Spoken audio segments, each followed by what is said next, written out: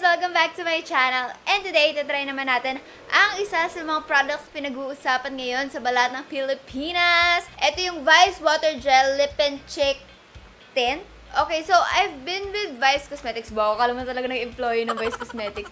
Pero na-try ko yung Vice Cosmetics since their first launch. Nakikita ko talaga na nag-i-improve. Like, yung formulas nila, better na ngayon kasi yung dati na sobrang patchy, yung sobrang dry and everything. Tapos ngayon, naglabas sila ng lip tint, lip and cheek tint. So, ito pala yung endorser nila for this, si Maymay, tsaka si Kisses. Ang ganda nila dyan. Tapos, ito yung pinaka-bag. Tapos, ito, meron tayong 8 shades ng lip tint. So, ngayon, isi-swatch ko siya first impression and then i-wear test ko siya tomorrow para makita natin talaga. So, dun muna tayo sa first impression. Since magsuswatches ako, ang ginagawa ko kasi pag nag-swatch ako, lightest to darkest shade. Kaya ito muna yung first impression natin. This is in the shade Chozz. Chozz! Feeling ko itong shade dito kasi parang ombre siya, diba? Parang ito yung basihan ng shade na nasa loob. Kunin ko ang aking Vice Cosmetics na salamin. Tchanan! Bet ko kasi pag lip tint yung gradient look. Super, ang ganda ng shade. Bagay sa akin. Well, dyan sa swatch niya, super watery, kung makikita nyo naman. At sa lips din, ang watery niya rin, pero ang bilis niyang higupin ng lips ko. Like, isang beses ko lang siya ni-swipe, tapos ganun lang, ayan na agad yung pigment niya. First impression, walang dryness na ganap. So, ayan. Bet ko tong shade na to, ang ganda ha. Ito yung lightest shade nila. Tapos pag nilalagay mo kasi siya sa lips, water siya. Watery gel. Ano ba? Para ko ma-explain. Basta parang gel siya. Tapos pag in-apply mo na siya, water na siya agad ganun. Anyway, that's the first shade.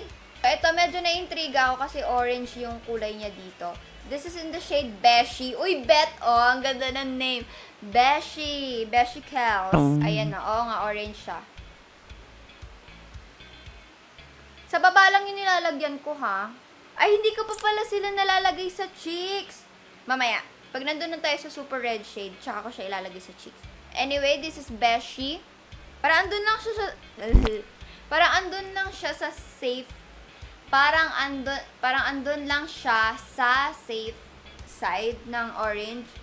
Na hindi super ma-overwhelm na, ay, sobrang orange bakla. This is the third shade. Mas ito yung medyo lighter red. Kasi meron tayo ditong super red talaga. Tapos ito yung medyo light. This is in the shade Sister Rat. Tsaka lang sila nalagay sa kita na. Good job, eh.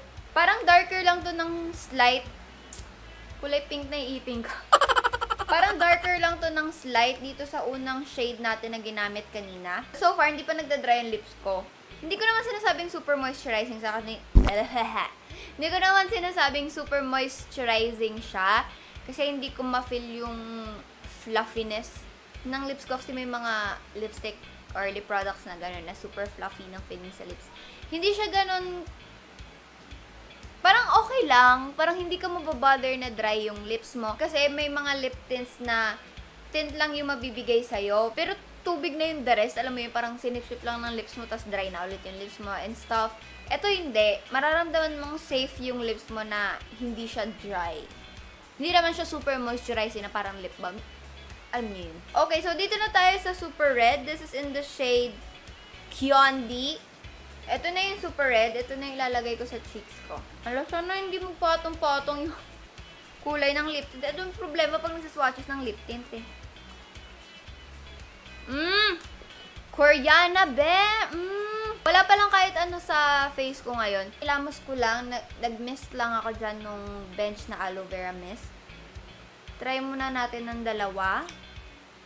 Medyo madami na ata to. Mabilis siya mag-blend. Hindi siya yung natutuyo agad. So, ayun, madali siyang i-blend. Hindi siya madaling nagsistick sa face mo, kaya may time ka pa para i-blend ang iyong blush. Wala naman akong reklamo so far. Kasi pag nagre-review ako, hindi ko masyadong... Ay, sorry siya. Kasi pag nagre-review ako,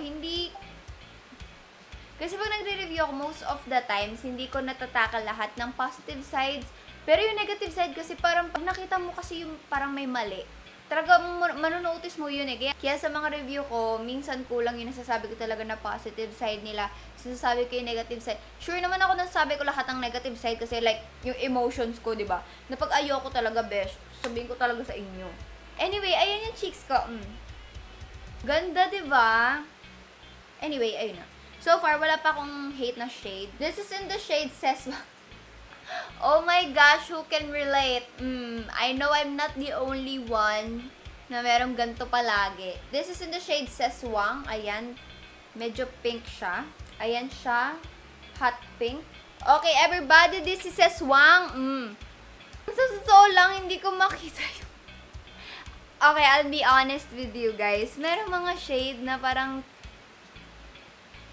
parehas lang silang tingnan. Alam niyo yun? Ewan ko kung ako lang ba yun or sadyang nagpa-pile up lang yung tint ng lip tint sa lips ko kaya nagmukha silang pare-pareho. Pero, I mean, hindi naman totaling parehas. Pero pag nakalagay na sa lips mo, alam niyo yun? Ewan ko baka ako lang nakakapansin nun. Baka hindi nyo napapansin. Baka ngayon nyo lang napansin nung sinabi ko na. Kasi ito, parang parehas lang siya nitong una. Parehas lang siya nitong pangatlo. I don't know, baka ako lang yun. Pa ako nanonood ng review ng ibang vloggers kasi yun nga, sinabi ko na sa inyo na kapag magre-review ako ng isang item, hindi ko muna pinapanood ang kahit anong review. Well, bukas, pagtapos ko na siya i-review, dun ako manonood ng kung parehas ba kami ng nasabi or parehas ba kami ng insight, ng opinion and stuff. Kasi pag pinanood ko na sila agad, nang hindi ko pa natatry yung product, parang nagkaroon na ako ng pre-judgment.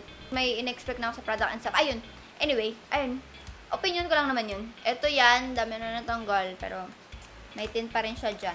Anyway, dito na tayo sa mga darker shades. Ayan o, makikita nyo medyo purple-purple. So, this is in the shade Gina G. Feeling ko yung shade na Gina G, dapat dun siya sa pinaka-red. Para Gina G talaga mga besh. So, ito yung lightest na... Kain ko na yung wipes. Pero in fairness, ang dali talagang gumawa ng ombre lip sa kanya. Ito yung tipo ng medyo dark na tint na parang papunta ka pa lang sa kamalditahan, ganun. Ayun no, kasi medyo may pagka-pink pa siya eh. Tapos medyo subtle pa yung violet niya. Oh, natawa ako sa shade. This is in the shade F na F. Ayan, meron tayong G na G, merong F na F. Ito naman, nakikita ko yung difference nito doon sa last na iniswatch natin. Dito, parang wine yung color niya na dark yung kulay niya dito, pero pag lumabas siya sa lips, medyo may pagka-red, ganon. Ba? Ito na yung medyo may pagkamaldita ka na ganyan. Well, kapag lip tint naman, kapag gradient yung ginawa mo, yun talaga, mukha ka talagang baby girl.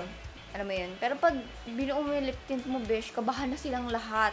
Okay, so this is the 8th and the last shade. This is in the shade Pabergin. No comment! Ayan ang shade niya. Ito yung mas wine yung kulay kaysa dito pala. Ito kasi yung last one, yung F na F, tapos ito yung pa-virgin. Tapos medyo may reddish tone ito kaysa dito. Well, tignan natin, baka naman maroonish lang yung kulay nito. This is the last shade, mga besh. Okay, so tapos na tayo ng swatches. So doon naman tayo sa initial thoughts ko. Parang first impression ko pa lang dito sa mga tints na to. Yung mga shades nila, huwag kayong ma-intimidate kasi although ito na yung darkest shade, hindi siya ganun kamukhang dark sa akin. Hindi masyado ma-intimidate kasi hindi naman sila ganun ka over dark pag nilagay na sa lips mo. Kasi nga, parang tint lang sila. So, subtle tint lang talaga mabibigay nila sa'yo. Yung sa shade, tulad ng sinabi ko kanina, parang may mga certain shades na parehas lang yung labas sa lips. I don't know, baka ako lang talaga yun na kakaswatch ko, parang nagpa-pile up na yung tint sa ilalim na nagiging pare-pares na sila ng kulay. I don't know. Pero ayun lang yung napansin ko. Opinion ko lang naman yun. I don't know sa inyo kung napansin nyo ba yun or anything. Basta, yun lang yung akin. Hindi siya drying, hindi rin siya super moisturizing. Andun lang siya sa gitnang level pero mas moisturizing ng slight. Sa blendability, doon naman ako natutuwa kasi bibigyan ka talaga niya ng time na ma-blend yung sa cheeks mo bago pa siya mag-settle, bago mag-settle yung kulay sa skin mo. Doon din naman sa lips. Kahit ganyan, kahit ganunin mo lang yung lips mo, nagbe-blend na agad siya, tapos kusa siyang nag-gradient effect. Yun naman yung bet ko, kaya kanina, di ba nilalagay ko lang sila sa gitna, tapos tapos kumakalat na sila sa lips ko, and then that's it. Ayun, ang dali nilang gamitin. 145 pesos lang pala to sa lahat ng Vice Cosmetics counters. I'm not sure kung meron sila sa Shopee, pero meron sila sa Beauty MNL, meron sila sa Lazada, not sure sa Zalora.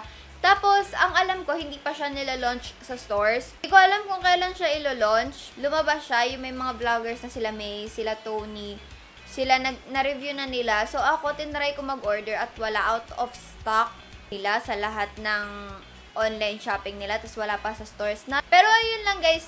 Thank you so much. Eto naman sinabi ko, lahat to ay pure opinion ko lang, napansin ko lang. You can take all of these as my suggestions. Pero, syempre, hindi naman ako sure sa kung anong perception ng iba, diba? Basta ito lang yung akin. Sana makatulong sa inyo. Tsaka, alam ko naman magsasearch pa kayo ng ibang reviews. If ever na hindi kayo manonood ng ibang reviews, kung interested talaga kayo, manood kayo please, para iba-ibang perception yung malalaman nyo, para makapag-decision kayo na maayos kung bibili nyo ba or hindi. Pero para sa akin, for now, sa first impression ko, worth it siya sa 145 pesos kasi yung blendability.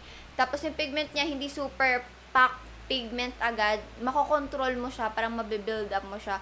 Ayun nga yung blendability. So shades, decide sa shades. Pero para sa akin, worth it siya kasi ang laki na rin ng bottle. Tapos to think na meron ka ng wand sa loob and stuff. At saka kasi yung pangalan ni Vice alam niyo yun, parang part kasi ng binabayaran natin dun sa branding na Vice Cosmetics.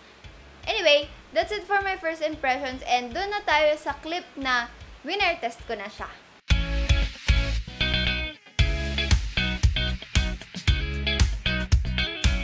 So, nakauwi na ako ng bahay. It's like magti-12 na, 11:47 na. So, it's like 16 hours na siyang nandyan sa mukha ko. Alam niyo, gusto ko itong mga pa-wear test ko. Kasi natitest ko talaga yung products ng 14, 16 hours, diba? Anyway, tuwan-tuwa ako dun sa lip tint na yun. Tinan niyo yung cheeks ko. I swear, hindi ako nag-touch up or anything. Ang pinaka-ayo ko sa lahat yung nagta-touch up ng blush. Kasi parang, ang oily na ng mukha ko, tapos magbublat ako, tapos papatungan ko pa ng tint ulit, hawak ko yung kamay ko. Ayoko ng ganun, pero ito, hindi, I swear to you guys, I'm super honest sa inyo, hindi ko siya nire-touch. Yan lang talaga siya hanggang kanina, kaya tuwan-tuwa ako. Pero yung sa lips, average na siya siguro ng 4 hours. Kasi ngayon, nasa mga 4 na beses ako nag-retouch ng lip tint ko, ganun. Meron akong isang bagay na kinaka-disappoint ko. Nadi-disappoint ako ng slight kasi hindi siya puno. Like, intayin lang natin bumaba lahat ng liquid niya. Hindi siya puno. Ayan o, ito, ay ang line na yan. Hanggang dyan lang siya. Of course, nabawasan ko na kanina paggamit ko. Pero, hindi naman siguro yun aabot ng ganyang karami. Hanggang dyan lang yung tint. Like, hindi siya all the way dito sa taas. I'm sorry, super pangit ng angle na to. Pero, papakita ko lang sa inyo. Ayan ulit, ayan yung line. Nakikita, ito yung line. Pag tinanggal ko kasi siya, bumababa na oh. Chuk, chuk, chuk, chuk. Anyway, mura lang naman siya, 145. Tapos, Vice yung brand, diba? Pero parang, diba? Anyway, nasa sa inyo naman kung bibili nyo siya o hindi. Anyway, sa price, hindi ko kayo mapipigilan kasi sobrang mura lang talaga niya, 145 lang. Tapos yung staying power niya sa cheeks, ay grabe mga besh, sobrang tagal. Yun nga lang, yung sa lips, okay lang sa akin kasi sanay naman akong ganun yung mga lip tint. Tsaka, hindi naman ako nababother mag-reapply sa lips. Pero sa cheeks, oo. Anyway, ayun lang guys. Thank you guys so much for watching this review. And don't forget to subscribe for more kalakan kagagahan from me. Click that notification bell to be notified whenever I upload a new video.